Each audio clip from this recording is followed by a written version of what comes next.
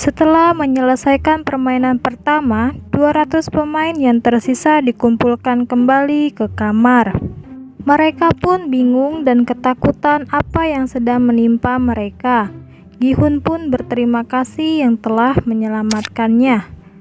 Akhirnya mereka semua sepakat untuk mengakhiri game ini dengan melakukan voting. Bagi orang yang memberi tanda silang, tandanya setuju untuk keluar. Namun yang ditandai bulat hijau, mereka ingin tetap bermain. Tapi sebelum itu para panitia menampilkan jumlah uang yang telah mereka kumpulkan. Hal itu tentu semua menjadi goyah, namun pada akhirnya dengan hanya selisih 1 suara saja, mereka pun sepakat untuk mengakhiri permainan itu. Setelah kesepakatan itu, mereka pun dipulangkan kembali ke daerah masing-masing. Esok harinya Gi-hun melaporkan kejadian yang ia alami kepada Pak Polisi agar pihak polisi bisa mengatasi kasus yang berbahaya ini. Namun pihak tersebut menganggap Gi-hun beritahukan tanpa barang bukti yang kuat.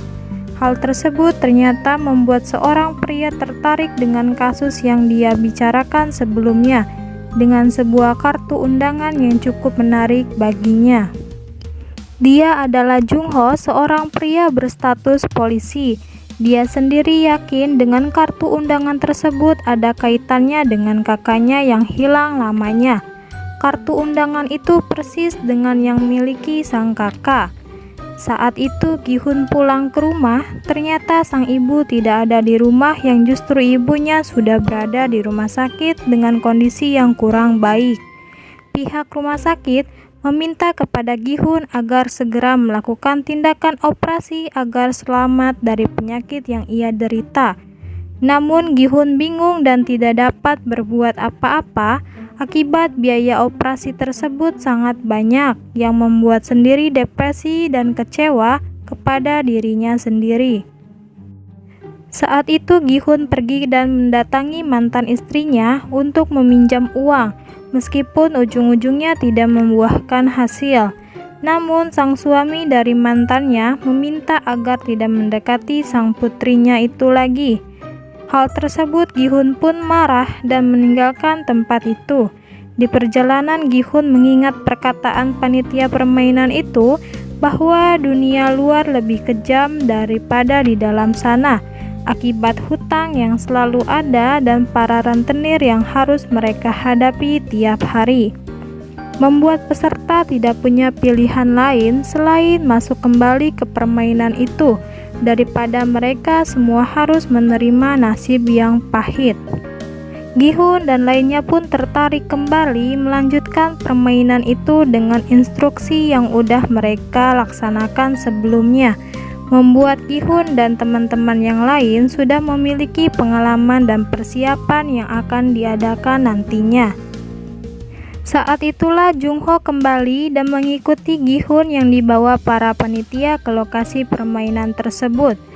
Jung-ho menyelinap masuk dan mengambil kostum panitia itu agar dia bisa masuk dan mudah mengetahui yang terjadi di dalam sana. Ternyata para peserta yang sudah ikut kembali diperiksa di sebuah ruangan khusus, dan ternyata para peserta lainnya juga mempersiapkan dirinya sebuah senjata yang akan mereka gunakan dalam permainan itu dengan cara menyelundupkannya.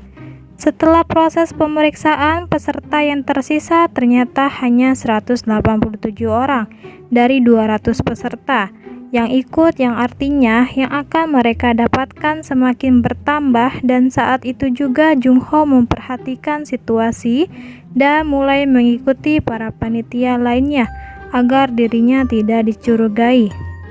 Pada waktu yang sama, salah satu peserta yang nekat memperhatikan situasi dengan melihat para panitia mempersiapkan sebuah gulali atau permen yang membuat mereka penasaran permainan apa yang akan terjadi nantinya. Esok harinya, seluruh peserta yang berada di sana langsung mempersiapkan diri untuk permainan kedua yang akan mereka lakukan. Ternyata permainan tersebut adalah sebuah permainan yang pernah dilakukan oleh salah satu peserta yang bernama Sang-ho. Dia mengingat bagaimana cara ia menyelesaikan permainan itu dengan permen gulali yang sebelumnya diberikan oleh gadis itu, yaitu dengan cara mengikis permen itu dengan bentuk logo yang sudah disediakan tanpa merusak logo itu sendiri. Lalu Sung Ho memilih logo yang agak mudah diselesaikannya tanpa memberitahu peserta lainnya termasuk Gi Hun. Saat itu beberapa peserta berhasil membentuk logo itu dengan sempurna, dianggap lolos ke babak selanjutnya. Dan bagi yang gagal membentuk logo itu akan dieliminasi di tempat. Hal itu pun membuat Gi Hun semakin panik atas kejadian yang harus dia hadapi dengan waktu yang terus berjalan. Membuat Gi Hun menyadari bahwa permainan itu cukup mudah baginya akibat ide cemerlang yang ia dapatkan, yang membuat para peserta lainnya mengikuti cara Gi Hun dan lolos ke babak selanjutnya. Meskipun terjadi sebuah tindakan pemberontakan akibat peserta lainnya kehabisan waktu, membuat para panitia langsung menembak peserta lainnya agar tidak ikut memberontak.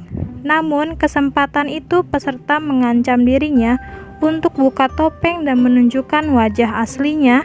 Dan setelah kejadian itu, pihak penyelenggara langsung turun tangan dan langsung menembaki panitia itu karena semua panitia yang ada di sana sudah memiliki perjanjian agar tidak membuka topeng atau identitas mereka masing-masing, dengan tujuan menjaga kerahasiaan permainan itu sendiri, kecuali mereka ada di dalam kamar atau kamar mandi dan sendirian.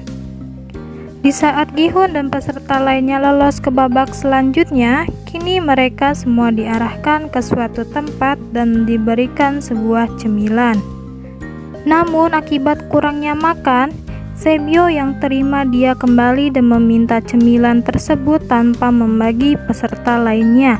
Akibat cemilan itu sudah disesuaikan dengan jumlah peserta di sana, membuat peserta ini marah meminta kepada panitia agar adil kepadanya, dan ternyata akibat yang ia lakukan, Sebio menghajar habis-habisan peserta yang ingin melawannya, dan ternyata para panitia itu atau pihak penyelenggara hanya diam saja karena itu di luar permainan.